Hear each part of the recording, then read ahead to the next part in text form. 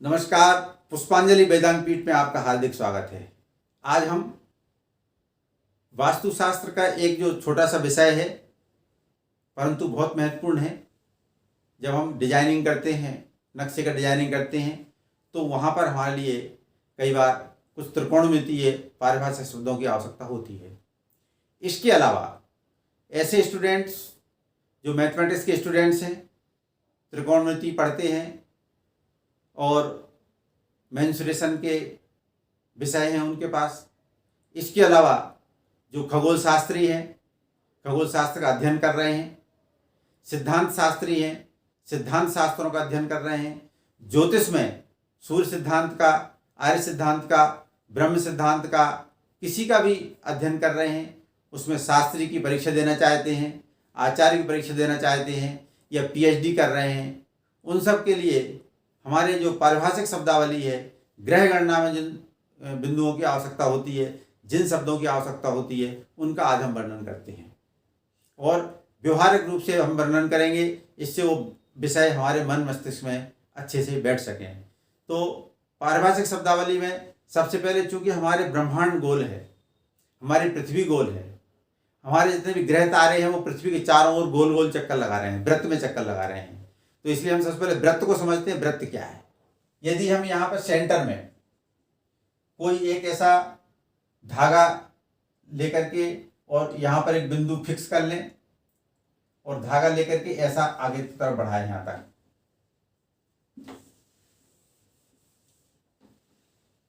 मान लो आपने यहाँ पर कोई भी एक्सल लगा दिया, कील लगा दी या लकड़ी लगा दी, उसमें धागा बांधा और धागे को यहाँ तक खींच के ले गए। यदि इस धागे को हम जो है इस प्रकार से मूवमेंट करें तो ये जो है जो आकार बनता है वो वृत्त कहलाता है। जैसे ये धागा यहाँ है, इस धागे को हम क्या करें, कील को तो फिक्स रखें, ऐसा घुमाते हुए चले जाएं। कुछ देर में धागा यहाँ आ जाएगा, ऐसा ऐसा धागा यहाँ आ जाएगा, कुछ देर में धागा यहाँ आ जाएगा, लेकिन ये दूरी क्या रहेगी, समान रहेगी, क्योंकि धागा वही है, धागा जो है वही धागा ये है, वही धागा ये है, तो ये दूरी समान रहेगी। तो ऐसी स्थिति में जो है जो आकार बनता है वो वृत्त कहलाता है। इसी को अंग्रेजी में सर्कल बोलते हैं। अब सर्कल के बाद में अभी हमने क्या देखा, ये सर्कल इसलिए आवश्यक है कि हमारे जो ग्रह हैं वो इसी सर्कल में ही चारों तरफ मूवमेंट करते हैं। तो अभी हमने क्या देखा, अगली शब्दावली आती है त्रिज्या। त्रिज्या शब्द जो है अंग्रेजी में बोलते हैं रेडियस, अंग्रेजी बोलते हैं रेडियस। तो अभी आपने जो यहां से तक धागे की लंबाई ली थी, यही त्रिज्या है। ये जो लंबाई है ये क्या है, त्रिज्या है। अब इसको त्रिज्या क्यों कहा? त्रि मतलब होता है तीन, तीन ज्या क्यों कहा, इसको अपन अभी समझते हैं। तो यहां पर आपने देखा कि जो गोल वृत्त बना, इस वृत्त को थोड़ी देर समझ लीजिए कि आपने जो है एक फुटपाथ बनाया है घूमने के लिए, मॉर्निंग वॉक के लिए। इस पे जो है आपने एक फुटपाथ है, आप सबसे घूमते हैं। अब जो है यहाँ पे क्या देखा हमारे प्राचीन ऋषि मुनियों ने कि यदि हम त्रिज्या 1 अंगुल की लेते हैं, 1 अंगुल, प्राचीन काल में क्या अंगुलमान होता था या हाथ में होता था, 1 हाथ लेते हैं, आजकल सेंटीमीटर, मीटर, ये किलोमीटर है। तो यदि हम 1 अंगुल या 1 हाथ का जो है धागा लेते हैं, तो इसको जो हम ऐसा घुमाते हैं तो जो पथ बनता है वो पथ जो है लगभग 3 गुना होता है। ये जो पूरा पथ है ये कितना होता है, 3 गुना होता है। तो ये जो पूरा रास्ता है ये परिधि कहलाती है, सर्क्यूम्फ्रेंस। परिधि को अंग्रेजी में क्या बोलते हैं, सर्क्यूम्फ्रेंस। तो ये परिधि कितनी होती है, 3 गुनी। तो इसलिए इसका नाम क्या पड़ा, त्रिज्या। ठीक है, और 3 गुनी लगभग है। इसको आजकल जो आधुनिक मान है उसको बोलते हैं पाई में। पाई का मान आपने स्टूडेंट ने सुना होगा और मैथमेटिक्स स्टूडेंट तो जानते ही हैं, क्योंकि बिना पाई के उनका काम होते ही नहीं है। तो पाई का मान 3.1415 इत्यादि ऐसे करके कुल मिला के 22 में 7 का भाग देने पर आता है। 22 में 7 का जब भाग देते हैं तो ये आता है। तो ये कहाँ से उत्पन्न हुई, पाई कहाँ से उत्पन्न हुई? पाई वास्तव में हमारी त्रिज्या से जो वृत्त बनता है उस वृत्त की जो परिधि है उसकी लंबाई होती है। क्या हुई पाई की परिभाषा? हमारे वृत्त में जो त्रिज्या है, इस त्रिज्या के द्वारा जो पथ बनता है उसकी जो लंबाई है वो त्रिज्या के अनुपात में क्या है, वो पाई कहलाती है। ठीक है, तो यहां पर जो है आपकी त्रिज्या हो गई। अब त्रिज्या को यदि अपन दुगना कर देते हैं, ऐसा यहाँ तक बढ़ा देते हैं, तो ये व्यास हो गया पूरा, यहाँ से यहाँ तक ये क्या हो गया, व्यास पूरा कंप्लीट। यानी जैसे मान लो ये पॉइंट ओ है, ये पॉइंट ए है और ये पॉइंट बी है, तो पूरा ए से लेकर के वो बी तक का जो पार्ट है ये क्या कहलाता है, व्यास कहलाता है, व्यास। तो व्यास क्या हुआ, त्रिज्या का दुगना हुआ। ठीक है, त्रिज्या का दुगना व्यास हुआ। तो अभी एक बार पुनः स्मरण करिए कि त्रिज्या यदि 1 है तो व्यास कितना होगा, 2, क्योंकि व्यास दुगना होता है। और परिधि कितनी होगी, 3 से अधिक, 3 गुने से अधिक, कितनी 3.14159 पाई के बराबर होगी। ये तीनों में अनुपात है, त्रिज्या, व्यास और परिधि। इनकी आवश्यकता मान लिए एस्ट्रोनॉमिकल कैलकुलेशन में हर जगह, हर क्षण क्षण में आवश्यकता होती है। इसलिए हमारे जो स्टूडेंट्स हैं, सूर्य सिद्धांत पढ़ रहे हैं, आर्य सिद्धांत पढ़ रहे हैं, उनके लिए जो है ये बहुत काम की चीज है। अब आइए अगला पारिभाषिक शब्दावली क्या है, जीवा। जीवा क्या है, जीवा का नाम सूर्य सिद्धांत, आर्य सिद्धांत, सभी सिद्धांतों में और एस्ट्रोनॉमी की सभी पुस्तकों में जीवा का नाम है। उसको जीवा को अंग्रेजी बोलते हैं चोर्ड, CHORD, चोर्ड। आइए जीवा को समझते हैं, बड़ी सरल है जीवा। जीवा का मतलब क्या होता है, जीवा का मतलब होता है जीवंतता। जीवा शब्द आया कहाँ से, जैसे उदाहरण के लिए मैं फिर एक बार लेता हूँ, ये एक सामान्य लकड़ी है। ये सामान्य लकड़ी से बहुत सारी वस्तुएं बन सकती, कोई भी आकार में आ सकती है, लेकिन जब ये आकार लेगी तो क्या होगी, जीवंत कहलाएगी। तो देखिए इसको मैं आकार दे रहा हूँ, धनुष का आकार दे रहा हूँ। ये देखिए इसको मैंने क्या किया, ऐसे करके और यहाँ पे धनुष का आकार देने के लिए बांध रहा हूँ मैं। तो अब इसमें क्या हो रहा है, अब इसमें इस लकड़ी में जीवंतता आ रही है, और जीवंतता जैसे ही आई तो ये लकड़ी की जगह क्या कहलाने लगा, धनुष बाण, धनुष कहलाने लगा। जीवंतता आते ही लकड़ी क्या बन गई, जीवंत, धनुष बाण बन गई। अब इसका नाम बदल गया, इसीलिए जो है इसका नाम क्या है, ये जो धागा है इसका नाम है जीवा, क्योंकि इसने इस लकड़ी में जीवंतता लाई है। आइए व्रत में कहाँ होता है जीवा, मान लीजिए ये आपका जो है व्रत का एक छोटा सा पार्ट है। अब मैं इसको हटा देता हूं, ये व्रत का पार्ट है, इसमें एक बिंदु यहां पर है और दूसरा बिंदु यहां पर है, मान लो ये देखिए।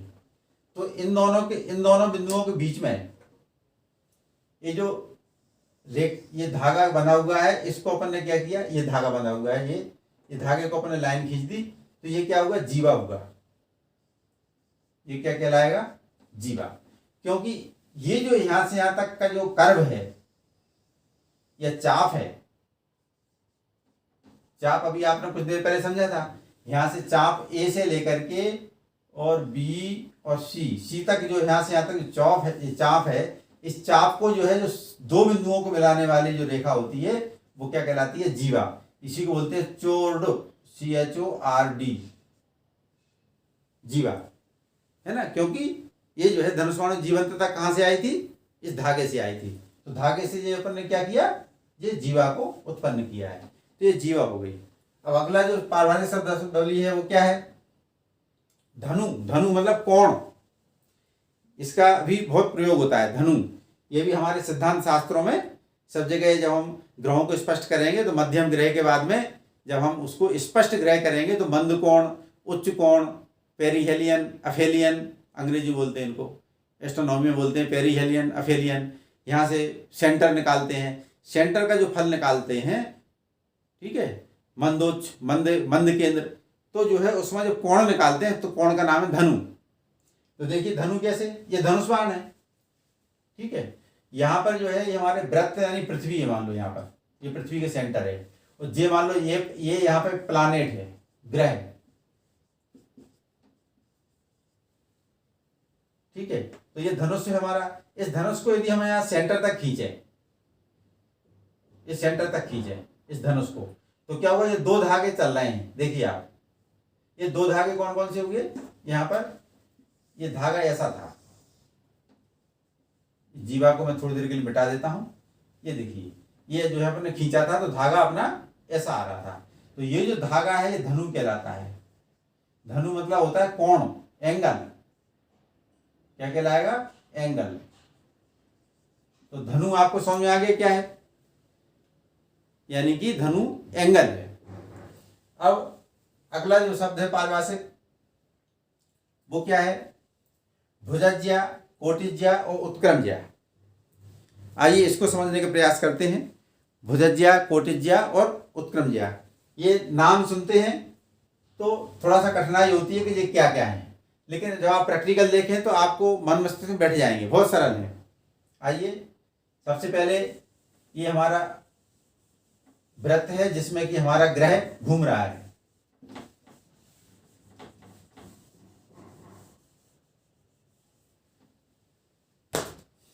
ये हमारे पृथ्वी है जो कि हमारे सेंटर में है, केंद्र है, इसको बोलते हैं पृथ्वी को केंद्र।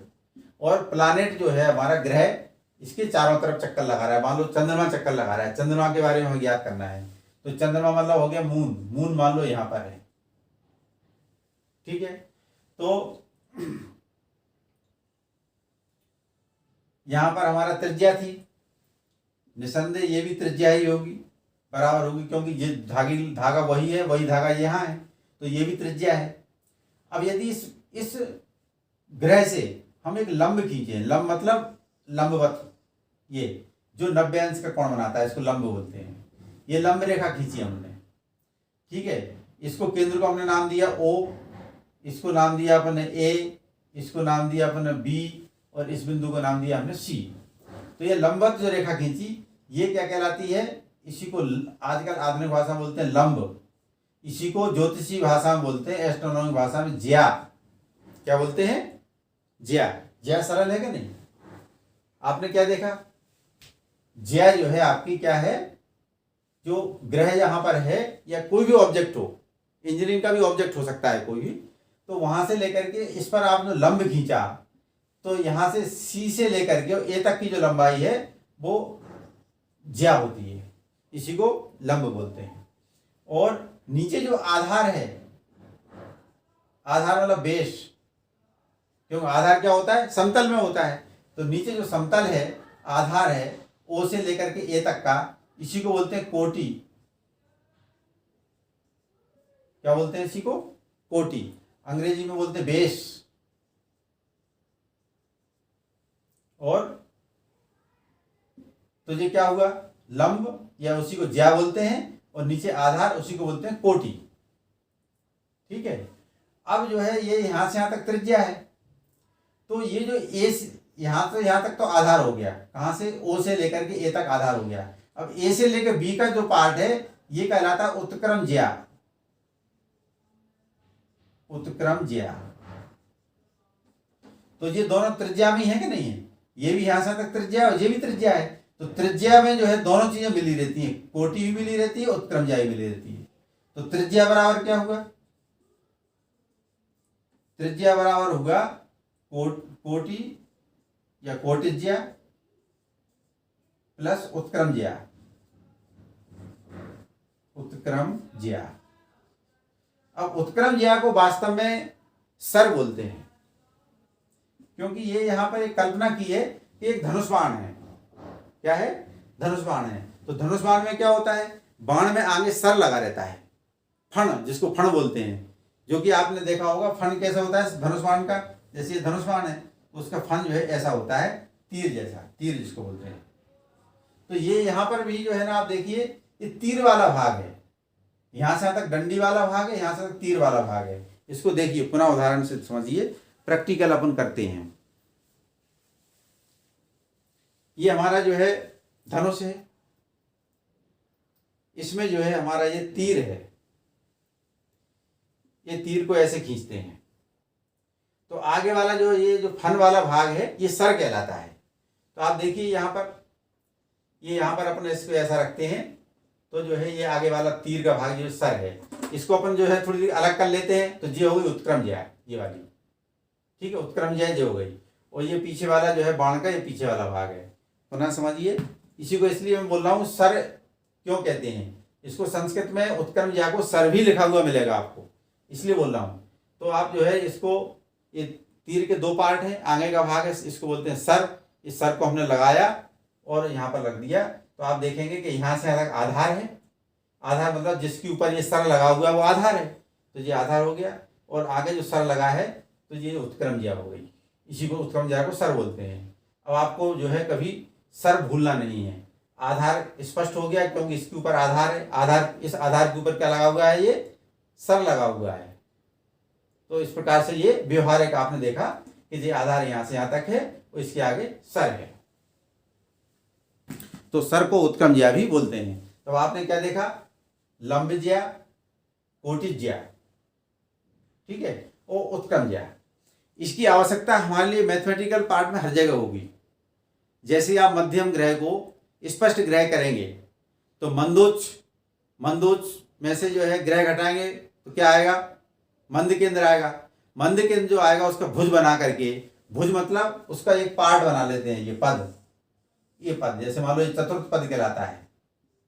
इस पद में जो है आपको बोलेंगे कि आप पहले ज्या निकालिए, कोटि निकालिए, है ना, और ज्या और कोटि, और ये कर्ण जो है ऊपर बना हुआ है क्योंकि ये समकोण त्रिभुज है, कर्ण बना हुआ है, तो कर्ण मतलब त्रिज्या के बराबर है।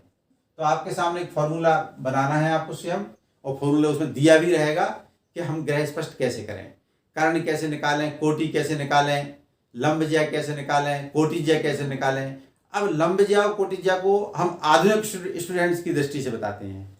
लंब ज्या को अंग्रेजी में बोलते हैं साइन, लंब ज्या को क्या बोलते हैं, साइन। बहुत पढ़ा होगा स्टूडेंट, जो मैथमेटिक्स की स्टूडेंट सभी जानते हैं, sine theta, cos theta, tan theta, cosec theta, है ना, इनवर्स कॉस का इनवर्स कोसेक थीटा, इन सबसे परिचित है हमारे स्टूडेंट। तो वही ये लंब ज्या और आधार ज्या है, कोई नई चीज नहीं है। हम उनको क्या कर रहे हैं, केवल अपनी भारतीय एस्ट्रोनॉमी की भाषा बता रहे हैं, और आप साइन थीटा कॉस थीटा आधुनिक भाषा में जानते हैं, चीज वही है। इसलिए मैं साथ साथ में अंग्रेजी का भी शब्द इस्तेमाल करता जा रहा हूं। तो लंब ज्या को क्या बोलते हैं, साइन थीटा, और कोटि ज्या को क्या बोलते हैं अंग्रेजी में, कोसेक कोटि ज्या, कॉस थीटा, कॉस थीटा, ठीक है। और एक होती स्पर्श ज्या, स्पर्श ज्या, इसको अंग्रेजी में क्या बोलते हैं, टेन थीटा, ठीक है। एक होती उत्क्रम ज्या, जो भी अपन ने यहां देखी थी, उत्क्रम ज्या। उत्क्रम ज्या को अंग्रेजी में क्या बोलेंगे, कॉस का उल्टा क्या होता है, कोसेक थीटा, कोसेक थीटा, ठीक है। तो ये जो है, ये शब्दावली अपनी वेल नोन शब्दावली है। जो हमारे आधुनिक स्टूडेंट्स हैं, इंजीनियरिंग के स्टूडेंट्स हैं, वो ये सब चीजें जानते हैं। बस ये जो है हमने आचार्य विषय जो संस्कृत से कर रहे हैं उनके लिए हमने संस्कृत परिभाषा शब्दावली की है, और जो अंग्रेजी माध्यम से पढ़ रहे हैं उनके लिए हमने अंग्रेजी माध्यम के शब्द दे दिए हैं। तो साइन थीटा बराबर क्या होता है, फॉर्मूला देखिए आप, लंब ज्या, लंब ज्या यानी साइन थीटा, साइन थीटा और क्या होता है, लंब बटे आधार, लंब बटे कर्ण। लंब को क्या बोलते हैं अंग्रेजी में, परपेंडिकुलर, परपेंडिकुलर अपॉन रेडियस, अंग्रेजी में क्या बोलेंगे, परपेंडिकुलर अपॉन रेडियस, रेडियस, ठीक है। तो लंब ज्या, लंब बटे कर्ण, अंग्रेजी में परपेंडिकुलर अपॉन रेडियस, ये शब्द हुआ, ठीक है। अब चूंकि यहाँ कर्ण काय के बराबर है, त्रिज्या के बराबर है, आपने देखा ना, एक त्रिज्या के माप के बराबर आपने वृत्त सर्कल बनाया था, तो यहाँ कर्ण को अपन त्रिज्या भी लिख सकते हैं। इसलिए आपने जो आधुनिक एस्ट्रोनॉमी में तो लिखा रहेगा रेडियस, और हमारे जो प्राचीन पुस्तक है उनमें क्या लिखा रहेगा, त्रिज्या से भाग दीजिए। तो त्रिज्या मतलब क्या है, यहाँ पर कर्ण है, ठीक है। इसी प्रकार से कॉस थीटा, कॉस थीटा बराबर होता है ये बेस, आधार, जो अभी आपने देखा ना प्रैक्टिकल करके, आधार, आधार या बेस, इसी को बेस बोलते हैं, बटे जो है कर्ण, कर्ण को क्या बोलते हैं, त्रिज्या। ज्योतिषी भाषा में क्या है ये, कर्ण को क्या बोलते हैं, त्रिज्या, और अंग्रेजी में क्या बोलते हैं, रेडियस। इस प्रकार से आप जो है लंब ज्या और आधार ज्या का आसानी से ज्ञान कर सकते हैं, धनु निकाल सकते हैं। अब चूंकि प्राचीन पद्धतियों में क्या है, उसमें कंप्यूटर कैलकुलेटर नहीं थे, तो इसलिए क्या करते थे कि इनके जो है ज्याओं के खंड करा बनाते थे। सूर्य सिद्धांत में ज्या के जो है ना, ज्यार्ध के जो है खंड है 24, उन्होंने खंड बना दिए, क्योंकि उसमें कैलकुलेटर या कंप्यूटर की व्यवस्था नहीं थी, इसलिए उन्होंने खंड बना दिए 24। जैसे उन्होंने 1800 में 8 का भाग दिया तो प्रथम खंड आ गया 225, ऐसे करके फिर दूसरा वाला 249, ऐसे करके उन्होंने खंड खंड में टुकड़ों में 24 हिस्से कर दिए थे पूरे एंगल के। 1 2 3, ये जो 90 डिग्री का एंगल है इसके उन्होंने 24 भाग कर दिए, तो इसको बोलते हैं ज्याखंड। क्या बोलते हैं? ज्याखंड। ये 24 होते हैं, ठीक है। तो ये जो ज्याखंड है 1 2 3 ऐसी लंबाई बढ़ती चली जाती है, ऐसी लंबाई बढ़ती जाती है। तो जो आखिरी जो 24वीं ज्या होती है वो त्रिज्या के बराबर होती है, क्योंकि ये भी यहाँ से यहाँ तक त्रिज्या है। तो ये छोटा भाग है, जो उससे बड़ा हो गया, जो उससे बड़ा हो गया। तो जैसे पहला भाग 225 था, तो मान लो 225 ये वाला यहाँ से यहाँ तक है। अगला 249 है, तो जो अगला वाला भाग यहाँ से 249 है, फिर यहाँ और अगला वाला 300, फिर 400, ऐसे करके, और जो है लास्ट में जो है त्रिज्या के बराबर पहुंच गए, ठीक है। तो ये क्या है, सूर्य सिद्धांत, आर्य सिद्धांत, सभी सिद्धांतों में ज्याखंडों को इसी प्रकार से लगभग बताया गया है।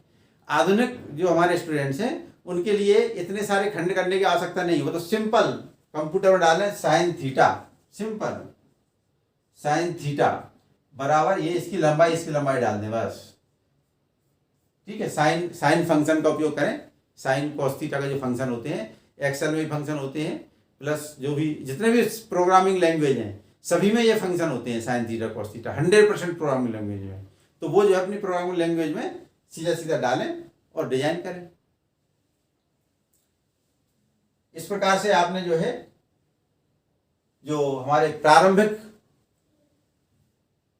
जो स्टूडेंट्स हैं, जो खगोल शास्त्र के स्टूडेंट्स हैं, जो खगोल शास्त्र में, ज्योतिष शास्त्र में शास्त्रीय आचार्य कर रहे हैं, पीएचडी कर रहे हैं, या जो हमारे 9वीं 10वीं के छात्र हैं जिनका एक मैथमेटिक्स में विषय है वृत्त, तो वहाँ पर जो है वो इन परिभाषिक शब्दों का उपयोग करके और इनको समझ सकते हैं, किस तरह से पाई बनी, किस तरह से धनु बना, किस तरह से साइन थीटा बना, किस तरह से ज्या बनी, क्या कोई त्रिज्या होती है। तो जब उनके मन मस्तिष्क में ये सब चित्र आ जाएंगे ज्या कोज्या के, तो उनके लिए समझने में बहुत आसानी रहेगी। तो आशा ही नहीं, पूरा विश्वास है कि ये विषय बहुत कठिन होने के बावजूद भी सरल तरीके से समझाने का प्रयास किया है।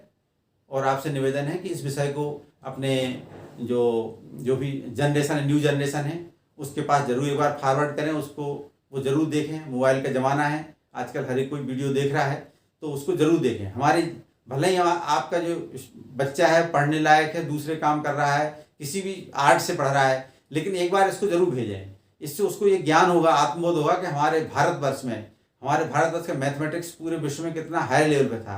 क्योंकि ये कैलकुलेशन आज के नहीं है, ये ज्या पिज्या के नाम जो हमने नाम दिए हैं, ज्या त्रिज्या और उत्क्रम ज्या, ये नाम जो है आज से 4000 साल पहले लगध मुनि के टाइम पर प्रारंभ हो चुके थे, और उससे भी पहले भी थे, लेकिन उसका हमारे पास लिखित में इतिहास नहीं है।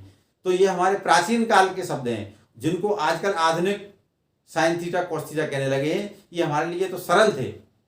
तो इससे हमें क्या होगा, हमें अपने आप पे आत्मविश्वास बढ़ेगा कि हमें अपने भारतवर्ष में कितना कितना ज्ञान बढ़ा हुआ था।